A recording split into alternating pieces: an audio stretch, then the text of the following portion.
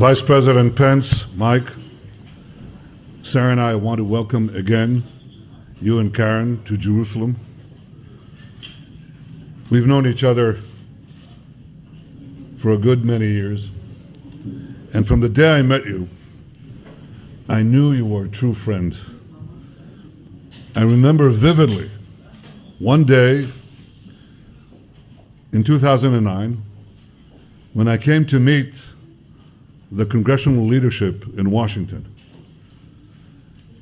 And Mike, you spoke up with such clarity and such conviction in support of the direction I was leading Israel. I will never forget that. And I was touched to learn earlier today that you have a photograph of that very meeting in the Vice President's residence in Washington. So it's truly an honor for Sarah and me to host you and Karen tonight in our residence, and our wives further deepen our friendship. I want to express once again Israel's appreciation to President Trump and to you for the historic decision last month to recognize Jerusalem as our capital. I also want to commend you for your magnificent speech in the Knesset today. You saw people standing up again and again, applauding you, applauding the principles that guide your policy, applauding the genuine friendship that emanates from your heart. It was a powerful expression of the enduring bond between our two countries and of your personal commitment to Israel, the commitment of President Trump and your entire delegation. Earlier today, we discussed both common challenges and common opportunities in a very turbulent Middle East. And the foremost challenge comes from Iran. The tyrants of Tehran have spent billions of dollars spreading murder and mayhem throughout the Middle East to advance their poisonous ideology. I want to salute both President Trump and you, Mr. Vice President, for standing with the people of Iran when so many in Europe and elsewhere were shamefully silent. Some, and this is hard to believe, some actually hosted the regime's mouthpieces while its goons were throwing thousands of Iranian protesters into prison. I share the belief you expressed today in the Knesset that Iran's radical regime will ultimately fall. And one day, Iran's people will win the freedom they so justly deserve. And when that day comes, they will remember those who stood with them and those who stood with their oppressors. You're on the right side of history. Like President Trump, Israel believes the nuclear deal with Iran is disastrous. It also ultimately paves Iran's path to a nuclear arsenal and a regime that arms terrorists throughout the world, calls for Israel's destruction, calls death to America and death to Israel. Such a regime should not have nuclear weapons. That's why Israel supports President Trump's policy regarding the deal.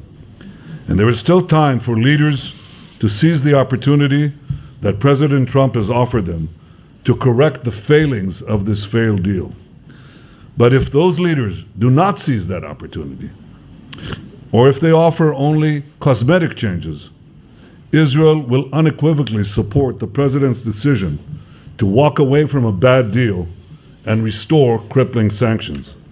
Our position is clear: fully fix it or fully nix it. The Vice President and I also discussed opportunities for advancing peace. As countries in the region increasingly realize that Israel is not their enemy, but a great ally of their wishes for a better future, the chances grow for a broader reconciliation. Israel will continue to work with President Trump's able representatives, Jared Kushner, Jason Greenblatt, Ambassador David Friedman, along with our ambassador, Ron Dermer, to advance peace with all our neighbors, including the Palestinians. The sooner the Palestinians accept the truth about the millennial connection of the Jewish people to this land and to this city, the sooner we can work together to reach an historic agreement that will create a better future for both our peoples. We know that in all these efforts, we have no better friends than President Trump and you, Mr. Vice President. Once again, Mike, Sarah and I are honored to host such dear friends of Israel, of the Jewish people, and dear personal friends. Thank you for being a stalwart champion of the alliance between America and Israel, and thank you for all you are doing to strengthen that alliance. Welcome to Jerusalem. Welcome to our home. Thank you.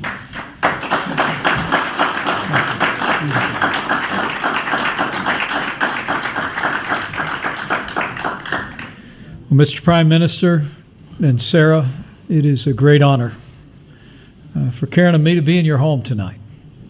And the events of this day have been deeply humbling for me, Mr. Prime Minister. The American people cherish our relationship with Israel. And your comments today before the Knesset, your comments here this evening, your gracious words toward our president and myself are deeply meaningful to me, and I know meaningful to every American who cherishes our historic alliance. It is an honor for me to stand with you here today in Jerusalem, the capital of the State of Israel.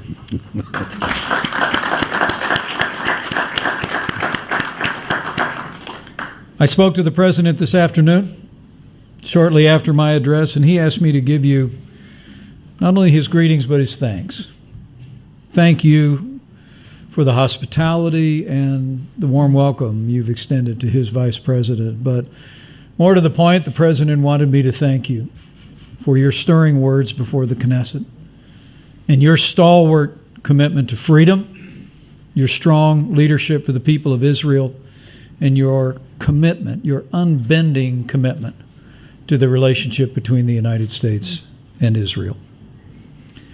Over the past 3 days, I've had the opportunity to travel across this region. Met with President el-Sisi in Egypt, King Abdullah in Jordan. We talked about the changing times in which we live. Those two nations, as I said today, that forged peace with Israel years ago and now recognize the rise of a common threat in Iran. And the opportunity that we have for, in your words, Mr. Prime Minister, a broader reconciliation across the region. And we share that aspiration and that ambition. But I'm here today in Israel to simply celebrate and affirm the bond between our two people. We stand together for our prosperity and our security. We stand together in the battle against radical Islamic terrorism. And we stand together for a brighter future for both of our nations. Before we return to the United States tomorrow, Karen and I will take a moment to pay our respects at Yad Vashem. And we'll have the privilege to pray at the Western Wall. And I must tell you, this is our fourth trip to the Holy Land. But we never fail to leave here without a sense that our faith has been renewed. Our faith in God, but also our faith in the extraordinary people of Israel and in their commitment to freedom and security and peace. And I must say, I leave here with confidence that with President Trump in the White House and with your strong leadership here in Israel, that the best days for the United States and our most cherished ally, Israel, are yet to come. Thank you. Karen and I look forward to a lovely dinner with you and Sarah, and we are grateful for your friendship and hospitality.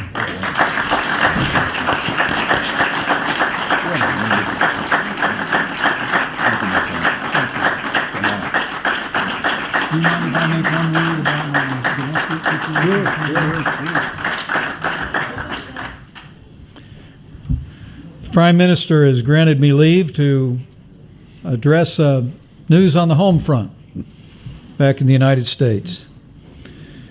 And let me say, we welcome the news that thanks to the firm stand taken by President Trump and House and Senate Republicans, the government shutdown in Washington, D.C. is coming to an end. Great.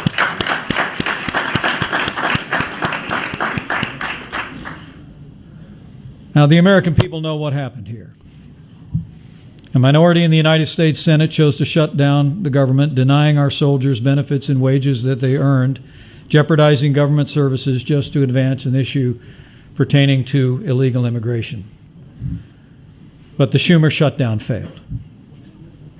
Now that the government is reopening, Congress can get back to work advancing the president's agenda. An agenda that's already created more than 2 million jobs, is setting records on the American stock market, has restored American strength and credibility in the world. And I look forward to returning to Washington, D.C. tomorrow and working closely with members of Congress to continue to advance our president's agenda.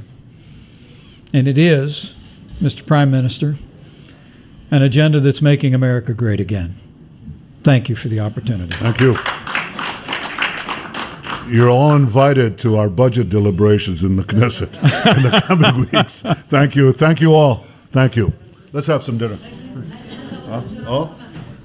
All right. Oh, we're taking a photograph? That's great. Good. Okay.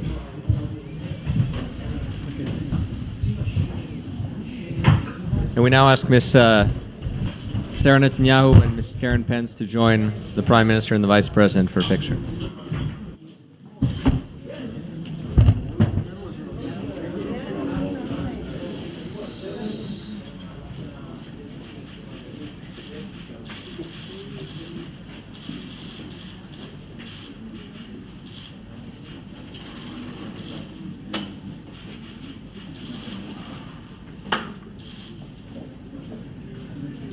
Thank you.